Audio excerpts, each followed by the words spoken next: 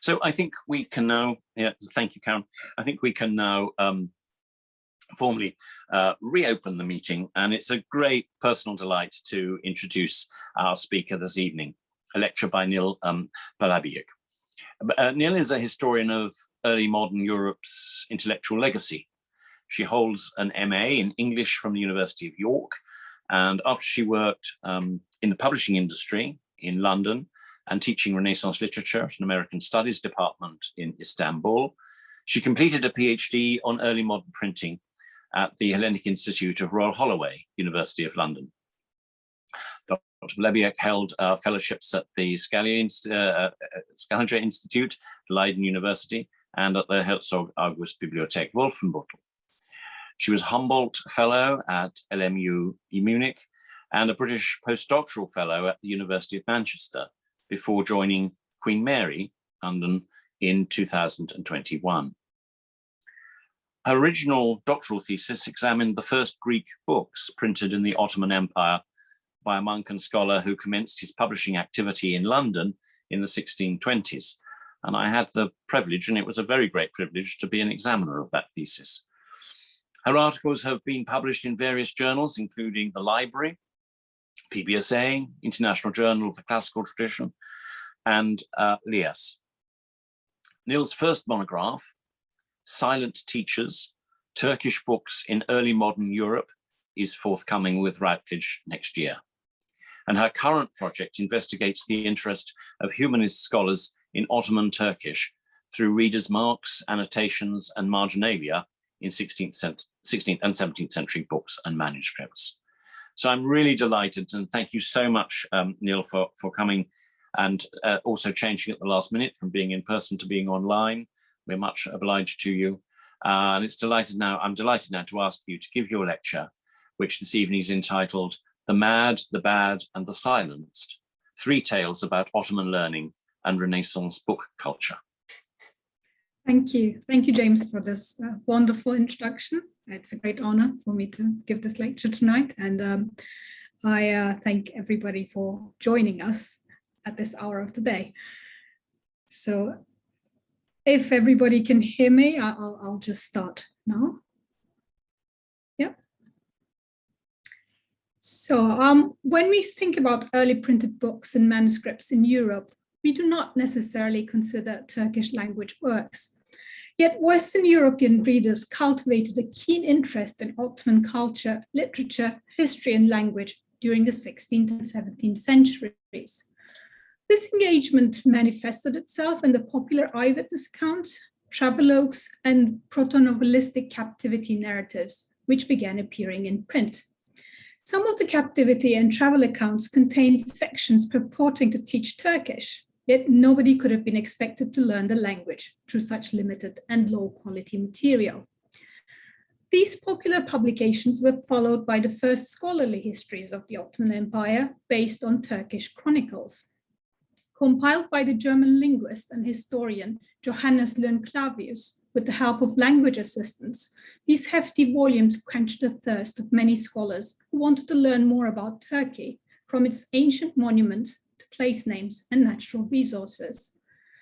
The reference tools that would have enabled Europeans to read Turkish on their own, such as dictionaries, grammars, and primers, were not available for a long time. A Turkish grammar was privately published in Leipzig in 1612, but the author, who had almost no Turkish, had plagiarized half of the book and compiled the rest from existing printed editions. Several other printed works on the Turkish language compiled from word lists of merchants, diplomats, and missionaries followed, but no real progress could be made until the dictionaries, commentaries, literary, philosophical, and scientific works from the Ottoman Empire could be put to use by Jacobus Golius and his students in Leiden in 1630s. A newly discovered set of dictionaries show us that a very rich and accurate collection of Turkish words had been compiled by 1637, decades before Francis Mininski's Thesaurus printed in Vienna in 1680. This find is very important and changes our understanding of the timeline and methodologies of Oriental lexicography in early modern Europe completely.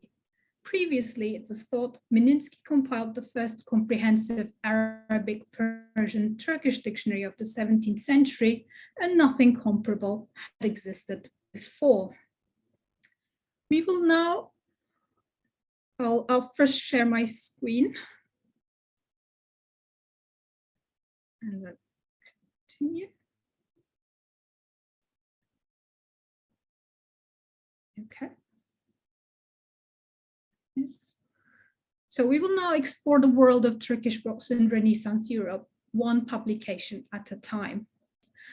It seems there was a particular moment in 16th century European print history when travel literature and captivity accounts concerning the Ottoman Empire flourished as a lucrative genre. From 1540s onwards, we find a plethora of popular printed editions recounting the journeys of Westerners to Constantinople and beyond. To exert their authority, early modern authors of this genre employed a number of strategies, including reciting authentic folk poetry, narrating popular prophecies, reporting daily conversations, providing lists of useful everyday vocabulary, and even writing short guides to Turkish grammar. After all, how would you prove that you crossed the Golden Horn with a local ferryman, sipped coffee at a shop overlooking the bustling port of Karaköy, or became intoxicated in a tavern in Galata before the age of social media? Insert some authentic words into your prose, and voila, you're suddenly a connoisseur of all things Ottoman. The most successful author of the customs and manners genre, a first-person account that provides snippets of information about different aspects of life in the Ottoman Empire, was a certain Bartolomeo Georgievich. And you see the title page of his first book on the left-hand side. Georgievich was a prolific and popular author who made a career out of writing pamphlets concerning his alleged captivity in Asia Minor. Georgievich's first pamphlet on the customs and festivals of the Turks appeared in 1544 in Antwerp with the print of Boris de Bonte, a printer of devotional works who later abandoned bookselling to become a priest and chaplain. The iconography of this 3-sheet small octavo firmly places it in the domain of popular literature aimed at the pious Christian. The book opens with a winged angel holding a shield carrying the initials of the author's name and epithet: Bartholomeus, Georgievich, Peregrinus, Hierosolimitanus. The angel stands above a pedestal with a verse from the Psalms: "Depart from evil and do good," first in Greek and then in Latin. This is the middle image. And on the right-hand side, you see the image that the pamphlet closes with, another woodcut depicting the author kneeling in front of an icon of Jesus on the cross, presumably in Jerusalem, wearing a pilgrim's cloak and reading again from the Psalms: "Thou hast loosed my bonds. I offer thee the sacrifice of thanksgiving," in Latin. There are no other images in this edition. The reasons for this remain a mystery to me, but Georgievich's books and similar accounts are often presented as mines of reliable information in modern-day scholarship. This happens in the face of the skepticism of Georgievich's contemporaries of eyewitness accounts. Medieval and early modern readers were well aware of the limitations of travelers' testimonies. A striking example comes from the disputed fifth book of François Rabelais' timeless satire Gargantua and Pantagruel. The narrator takes us to the school for witnesses ran by Hearsay, a grotesque figure with 7 tongues, and I quote, "saying diverse things in diverse languages," end quote. The most enthusiastic students to be found here are contemporary traveler historians such as Ludovico de Varthema, who published his itinerary of his peregrinations through the Middle East and India in 1510, and Jacques Cartier, who published an account of his second voyage to North America in 1545. Gargantua and Pantagruel's narrator's criticism is clearly aimed at the commercial gain that these accounts generated. This is a long quote now. Upon asking which faculty they were studying, we heard that from their youth upwards, they were learning to be witnesses, earning so much money by their profession that from the time they left their province to the time they came back, they made a decent living from the witnessing trade, bearing shoe witness to anything at all for those who paid the most for a day's work. End quote.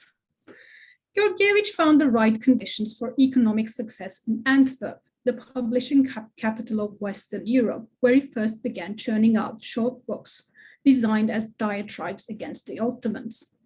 His target readership and the place of publication of his books shaped their contents.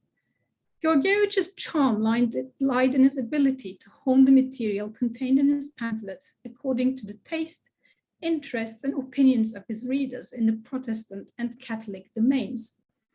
His books were often utilized by editors and translators who quoted him whenever an occasion to express anti-Islamic sentiments arose. On the customs and festivals of the Turks contained Georgievich's random and sometimes wildly inaccurate observations, as he calls them, and featured Turkish vocabulary and phrases for the exotic effect.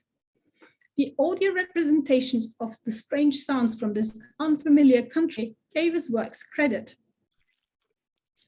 The inclusion of Turkish vocabulary in such texts was a literary device, just like the vivid descriptions of costumes, the seraglio, the military processions, and the flamboyant circumcision ceremonies of the crown princes that featured heavily in the majority of these accounts.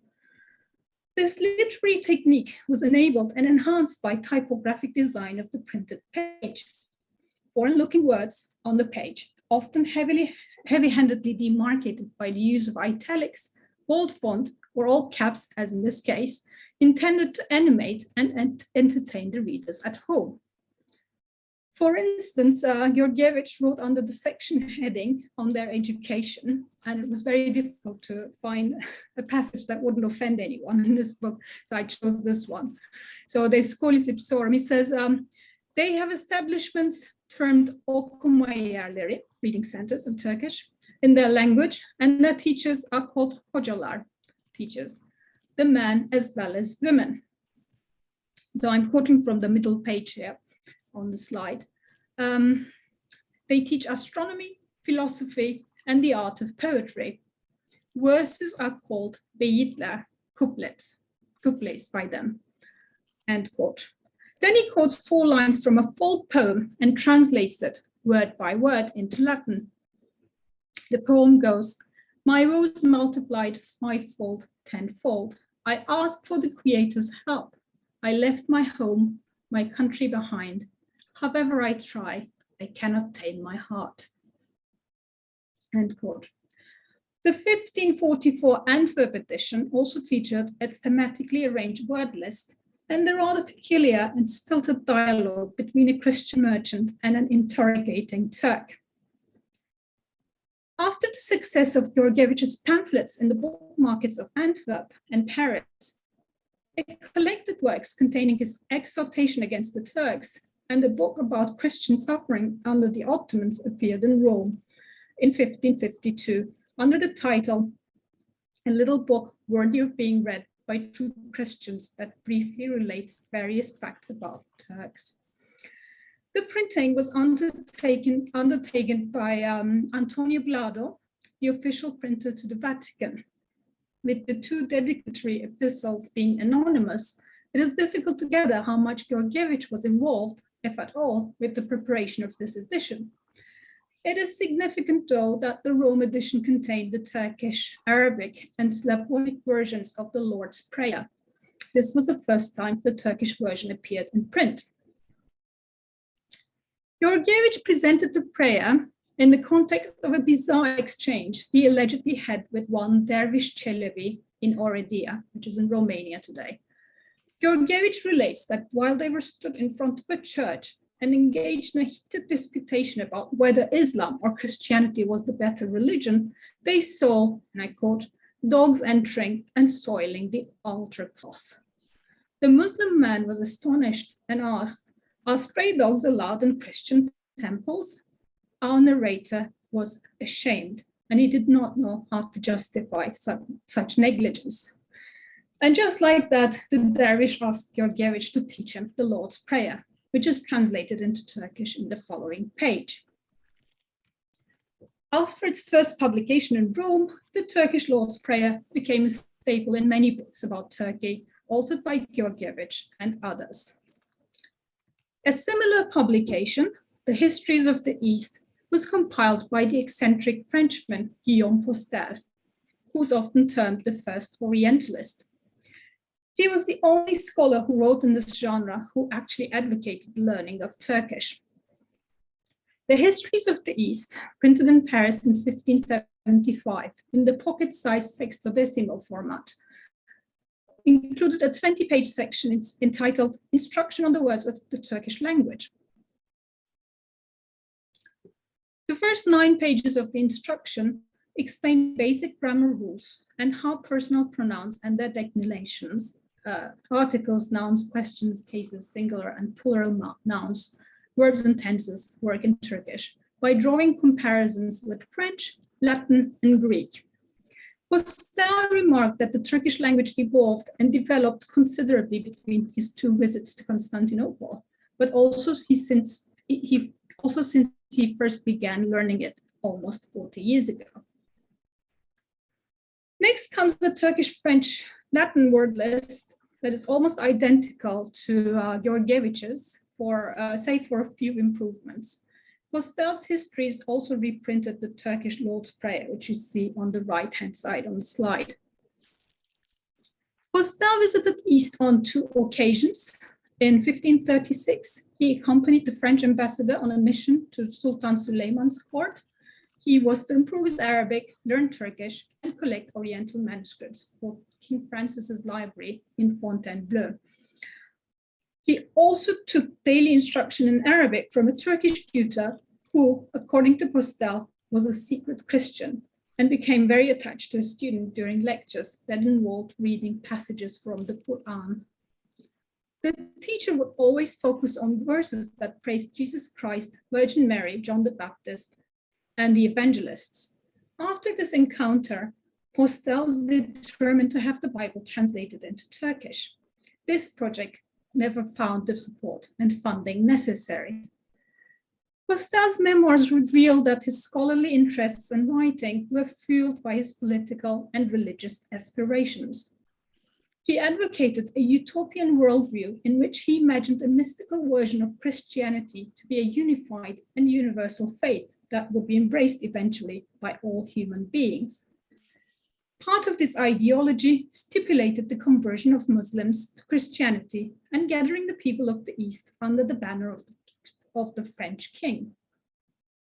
Such was the progress he made in Constantinople. Upon his return to Paris, Postel began teaching Arabic at Collège Royal. He first published a guide to 12 languages, which included a short grammar of Arabic, and his fully fledged Arabic grammar, Grammatica Arabica, appeared sometime between 1538 and 43. His second visit was in 1549 in the retinue of the French ambassador Gabriel de Lutz, who had been accompanying Sultan Süleyman on his Persian expedition. During this stay, Postel collected biblical manuscripts in Syriac and Arabic and searched for interpreters who could translate the Gospels into Turkish. Compiling an Oriental dictionary, which was direly needed at the time, was another wish of Postel's. On June 1550, he wrote to his theologian friend Andreas Macius from Constantinople in Pera. If possible, and I quote now, if possible, I shall make sure that the world has a dictionary with which future generations can obtain what I can only wish for. I shall serve as a whetstone, as we are to understand Horace said, which makes iron sharp, though it is itself incapable of cutting, end quote.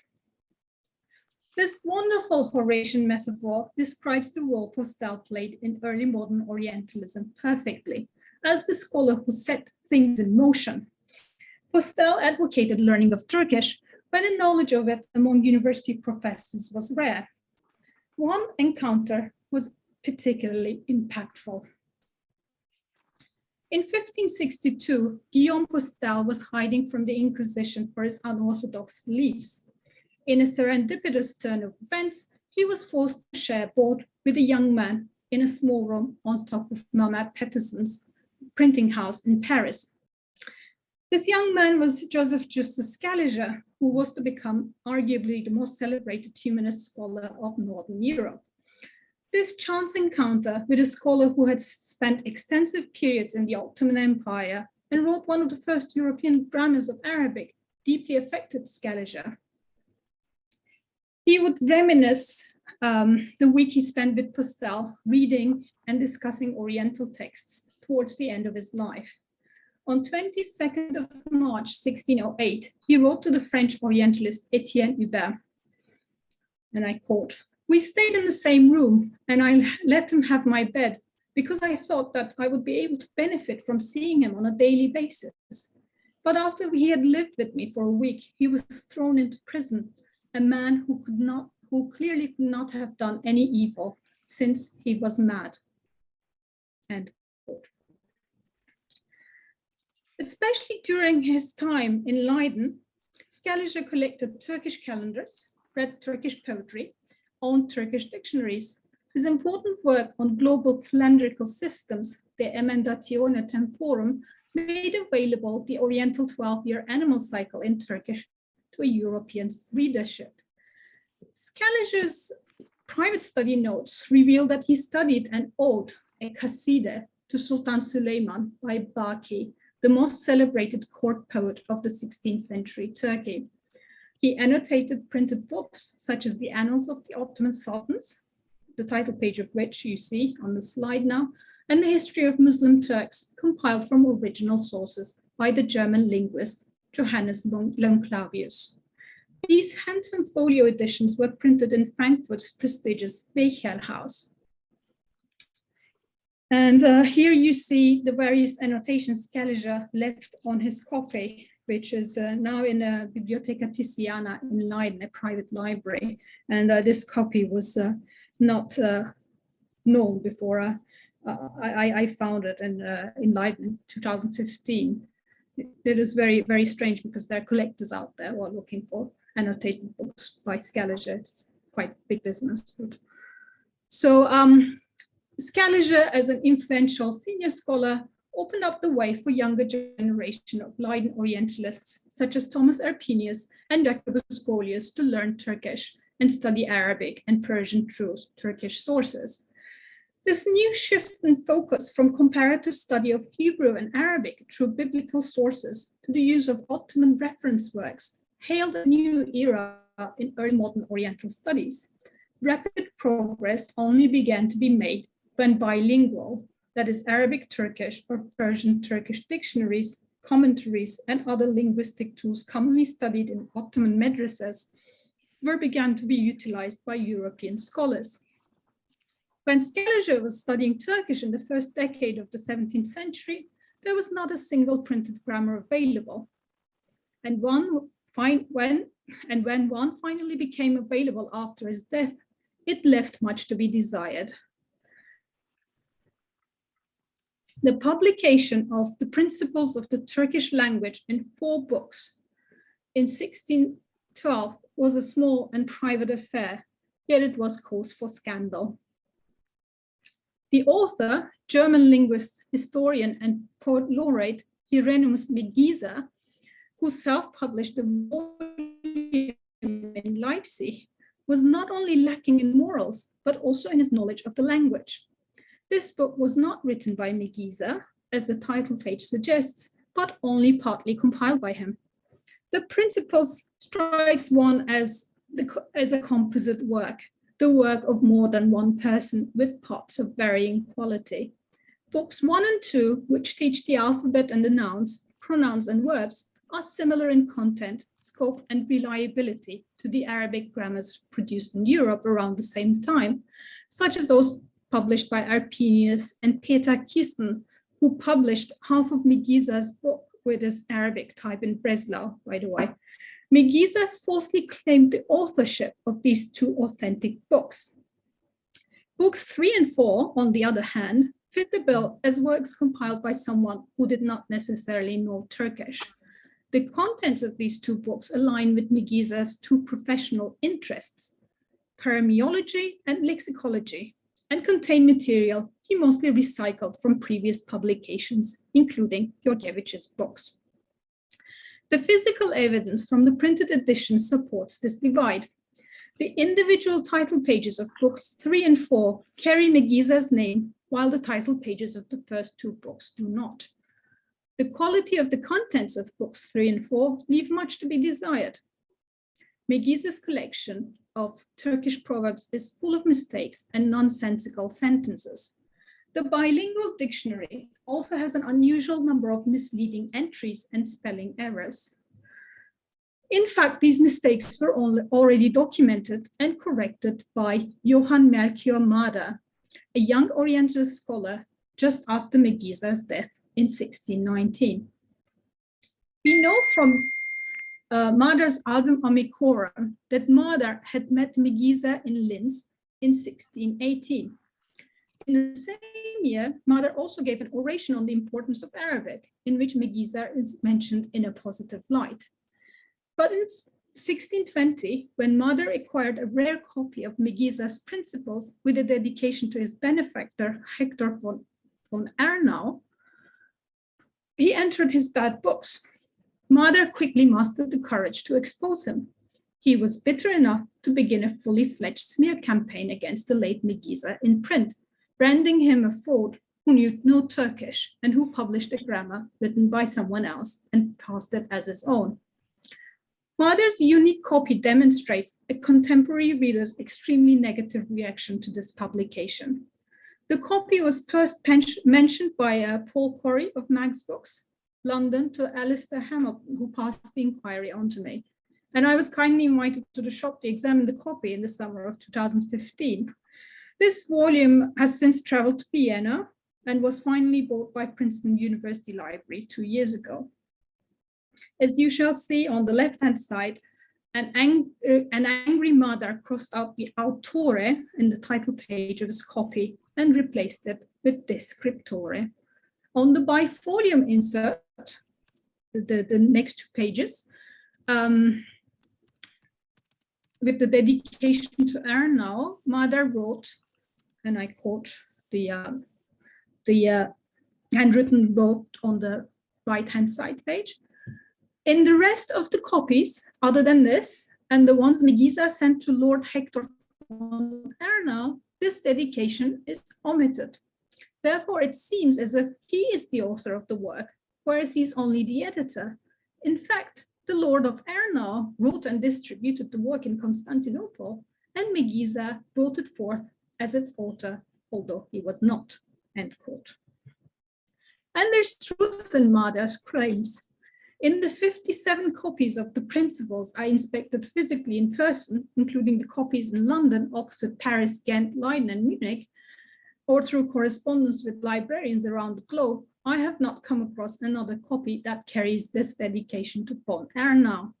The fact that it is an insert without signatures outside the standard collation of the volume further supports Mader's claim that the extra dedication was printed separately, privately, and only meant to be added to a select number of copies.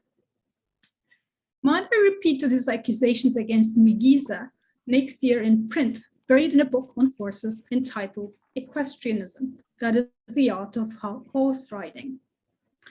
This was a part professional, Mader was a veterinarian by training, and part vanity publication, because dedications took up more than half of the book. One of these dedications is to Johann Ulrich, the son of Hector von Arnau, and acknowledges Mader's gratitude to his father. Mader cannot praise the virtues, piety, and honesty of von Arnau enough. Even those, and I quote, at the Ottoman court sang his praises, for his mind rejoiced in being dedicated to virtue rather than vice, to work rather than leisure, end quote.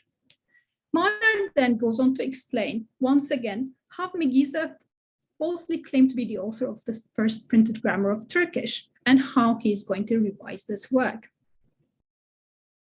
What is, and I quote from his book on equestrianism, what is this principles of the Turkish language?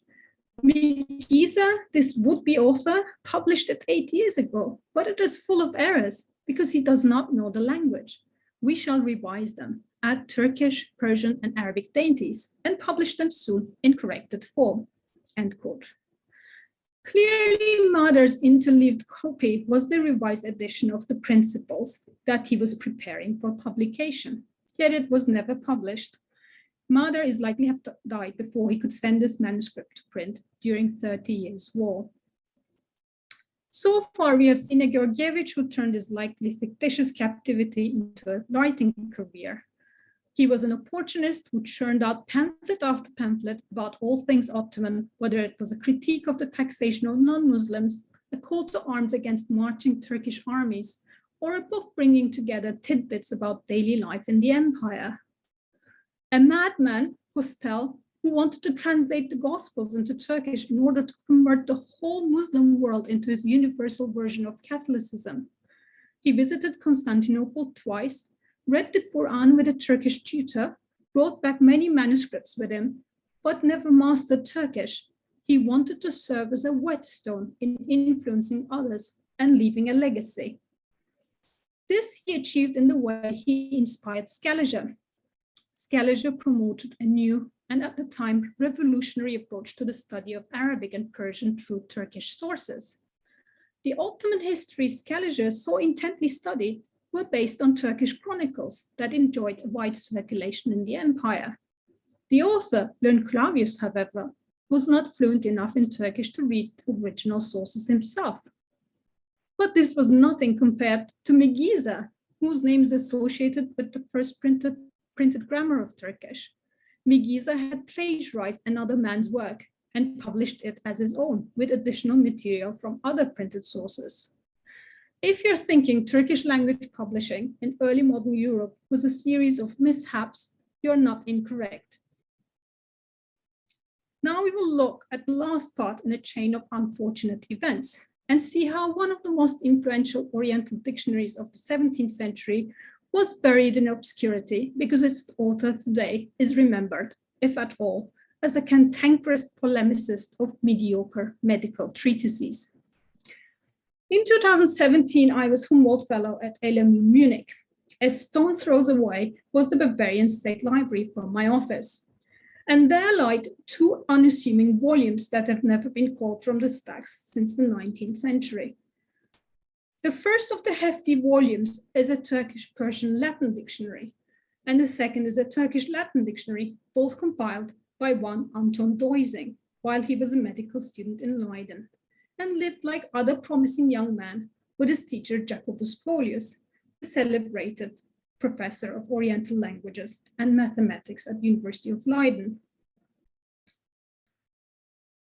The first volume, the Persian-Turkish-Latin dictionary, comprises 317 folios, and with 30 headwords per page arranged in double columns, it carries approximately 18,000 entries. The second volume is a Turkish-Latin dictionary derived from the first one. In 232 folios with 37 entries per page, arranged again in double columns, it gives us approximately 17,000 entries. Both codices come in vellum binding, which is a hallmark of a 17th century scholarly library, and the script is a Dutch hand of the Golden Age.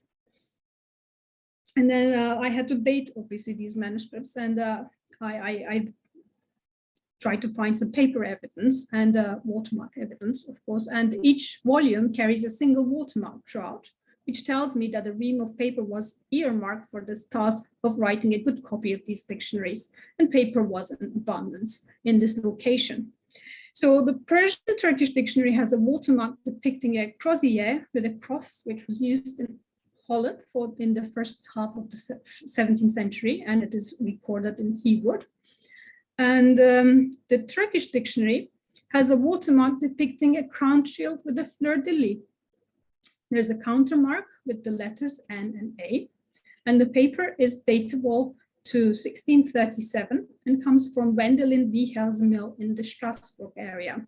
It is catalogued in Laurentius. So these dates from paper evidence agree with the years Deusing matriculated at Leiden University from 1630 to 37.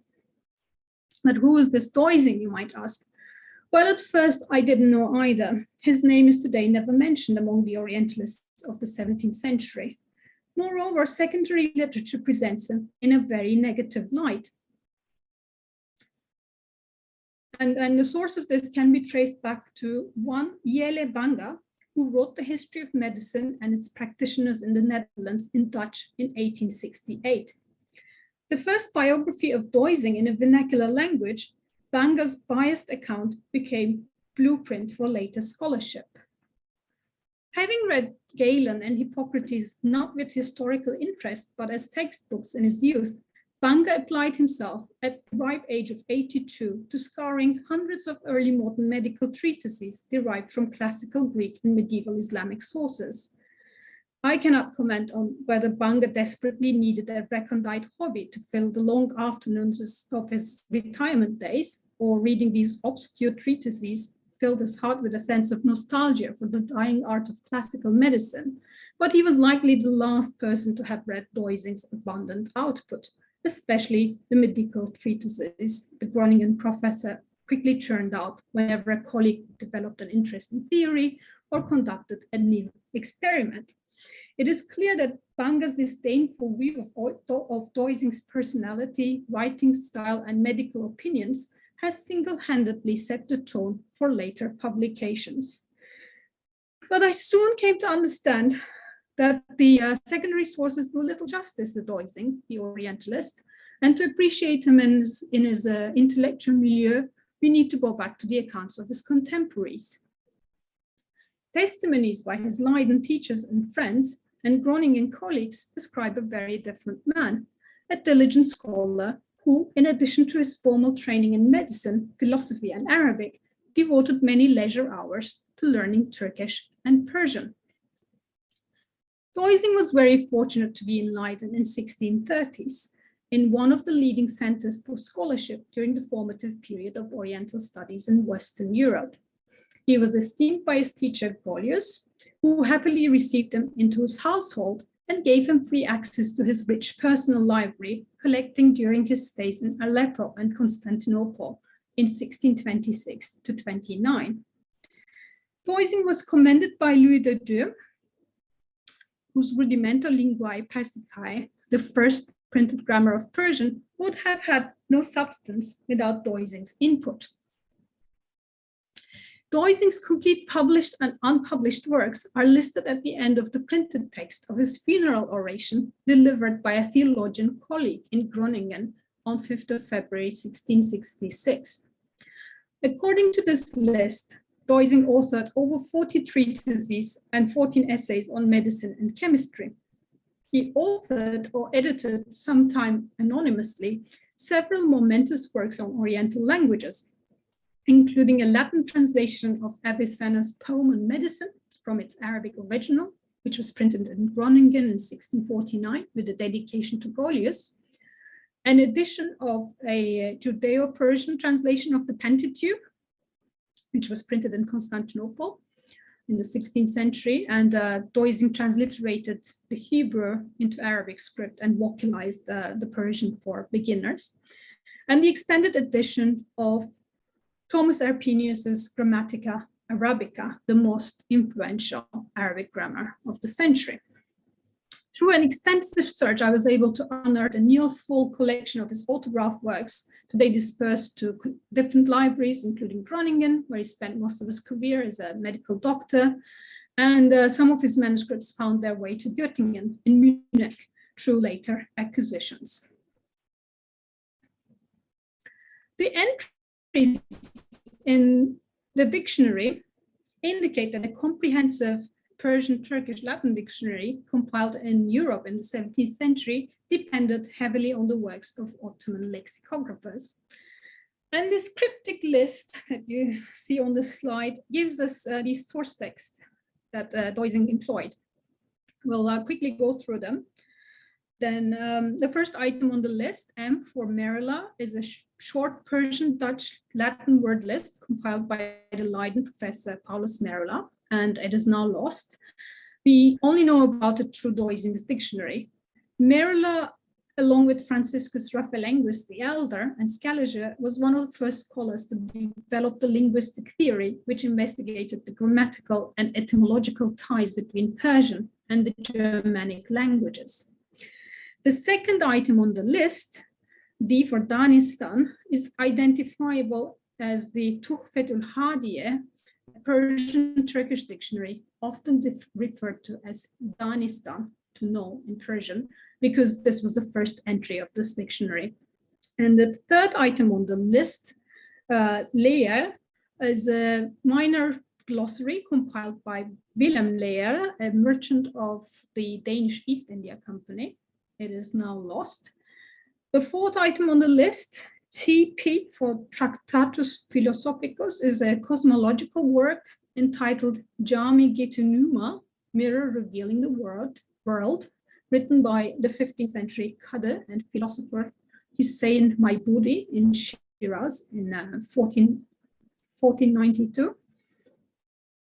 And Deusing's list of sources continues with a manuscript that contained a translation of the 4 Gospels in Persian, in addition to a tract on the life of Christ, published by Leiden in De Dieu. And then we have R for Arab Shah. This is the history of Timur in Arabic by Ibn Arab Shah, a 14th century scholar, and the text was published in Golius by Golius in 1636 in Leiden. Then we have Epistola Persica. This is likely a Persian insha, a letter writing manual. The next item on the list is Ibn Hajib, an early 17th century monolingual Persian dictionary entitled Majma al-Furs, a collection of the words of Persians. And last but not the least, Log, the Lugati Nimetullah, abbreviated.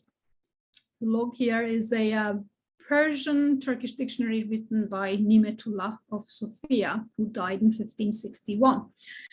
This was a very popular work of reference with widespread pedagogical use in the Ottoman Empire, and many copies seem to have arrived in Europe during the late 16th and early 17th century.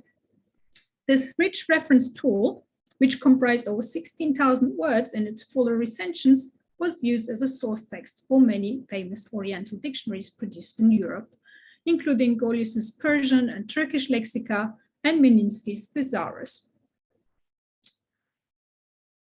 All these sources, other than Merilla and Leah, can now be traced back to Golius's private library in Oxford, and it's among the Marsh collection there, and the Golius collection at the Leiden University Library.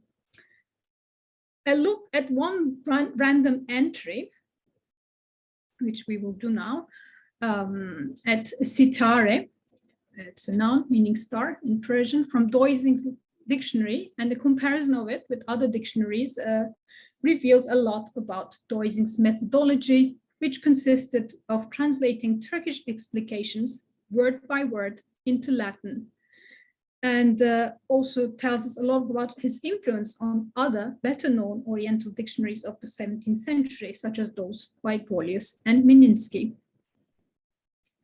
So this is Deusing's entry for Stella and for Sitare, which he translates all the Turkish explications into Latin, and then he gives us the sources where he got each meaning from. So Danistan, Lugati Nimetullah, Ibn Hajar, and so on. And next is the source that he was most influenced by, Lugati Nimetullah, this Persian Turkish dictionary.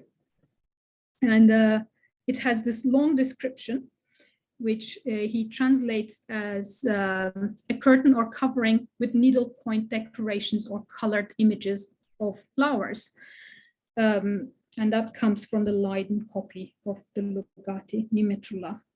And if we compare Deusing's entry with Golius's dictionary, which is today in Oxford, the same entry, citare, I have tried to show the differences between the two entries with bold letters.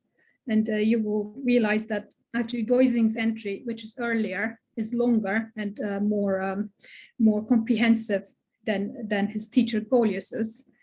But you will also recognize that the handle of the main entry in both the Munich and the Oxford manuscripts is actually the same. If you look at the word felicitas or stella or cortina, you will realize that it's exactly the same hand.